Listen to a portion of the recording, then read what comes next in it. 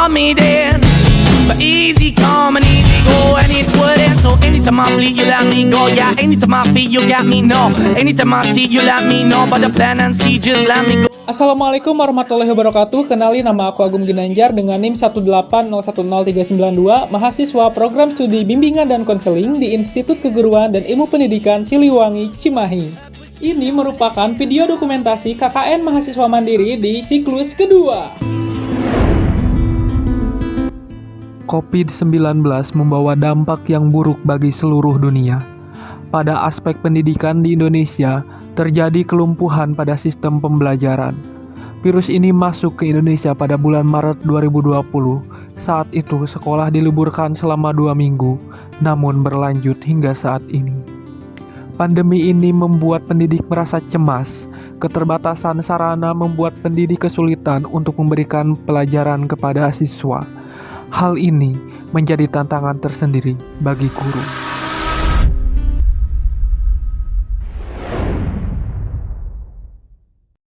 Bukan aku tak tertarik dengan kata rayuanmu.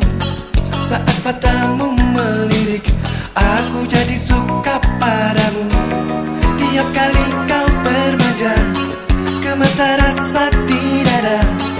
Ingin ku bisikan cinta, tapi hati ini malu jadinya.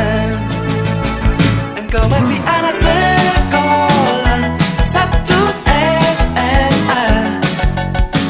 Belum tepat waktu untuk begitu begini. Anak sekolah datang ke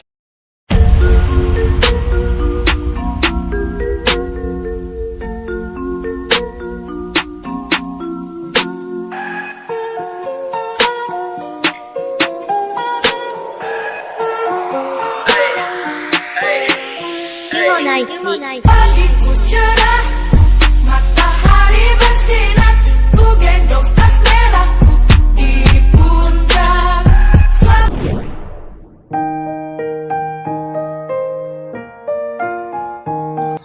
Mungkin ada beberapa aspek yang menjadi kendala oleh saya pribadi ya. Entah itu dari aspek diri saya pribadi ataupun dari muridnya. Diri saya sebagai guru yang mungkin harus lebih sering dan lebih teliti dalam entah itu menyiapkan materi ataupun bahan buat mengajar ke siswanya tersebut. Sedangkan di siswanya tersebut mungkin banyak sekali kendala, contohnya ya di jaringan, di sinyal maupun di gadget yang mungkin tidak semua siswa punya gitu. Kendala selama PJJ atau pembelajaran jarak jauh ya tentunya untuk di lokasi pedesaan ini cukup lumayan sulit ya, dikarenakan pertama jarak dan juga akses untuk melakukan pembelajaran daring ataupun jarak jauh.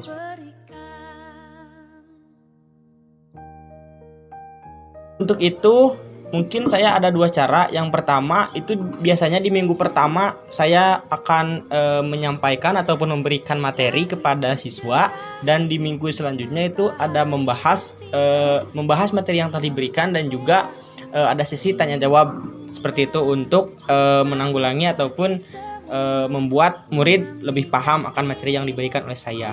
Untuk membuat siswa-siswi paham akan materi ya, kita sebagai guru harus memberikan materi itu secara terperinci ya, karena tidak bisa langsung detail langsung. Kita harus memberikan pelajaran secara terperinci dari mulai hal yang termudah dulu, diberikan materi itu kepada siswa hingga yang agak sulit gitu.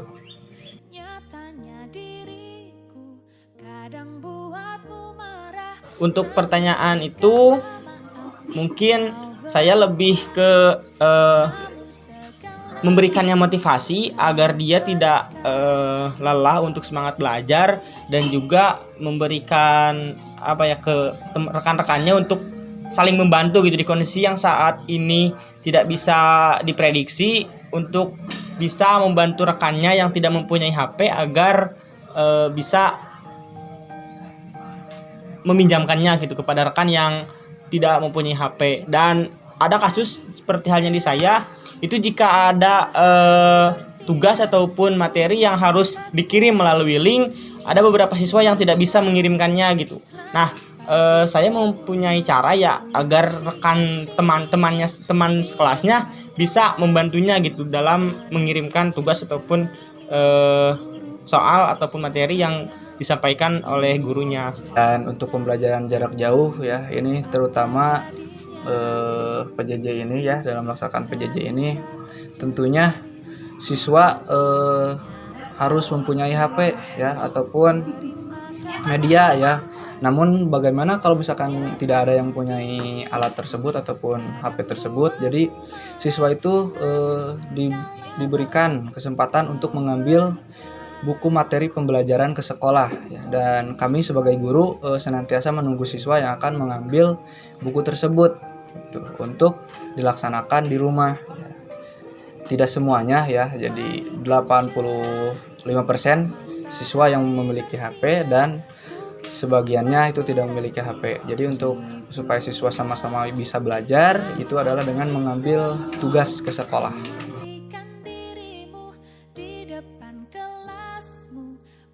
Nah, itu motivasi siswa agar tetap mengikuti PJJ.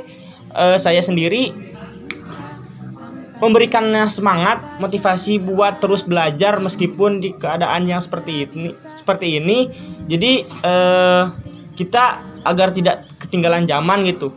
Sekarang kan mau entah itu di kampung ataupun di kota sama aja gitu. Jadi dituntut untuk digitalisasi, entah itu dalam pembelajaran ataupun ekstrak mereka sendiri gitu. Untuk siswa agar senantiasa termotivasi untuk belajar dalam pembelajaran PJJ ini ya, siswa-siswi harus terus menggali informasi pembelajaran ya, jangan hanya yang diberikan oleh guru ya.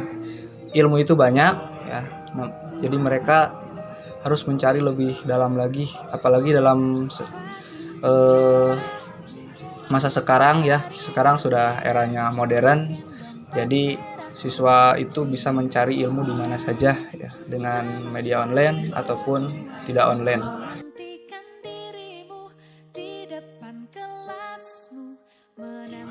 Saya belum pernah melakukan pembelajaran luring di masa pandemi ini karena kondisi Nusantara yang seperti ini, dan kebetulan juga tahun ajaran sekarang pun bertepatan dengan diadakannya PPKM oleh pemerintah, jadi terus-terusan diperpanjang, maka dari itu ya sekolah pun ditutup seperti itu.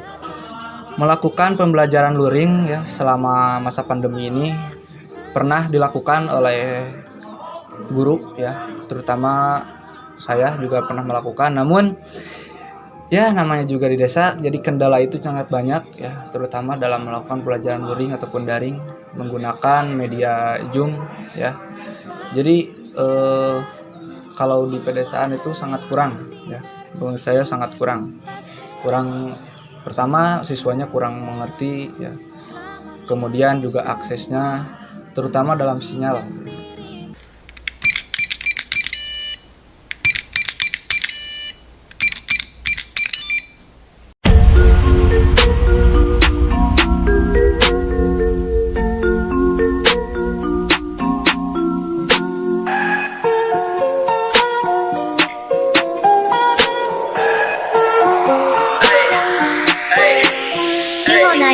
Pagiku cerah, matahari bersinar, ku gendong tas merahku di pundak. Selamat pagi semua, ku nantikan dirimu di depan kelasku, menantikan kamu. Guruku tersayang, guru tercinta, tanpamu apa jadinya aku? Tak bisa baca tulis, mengerti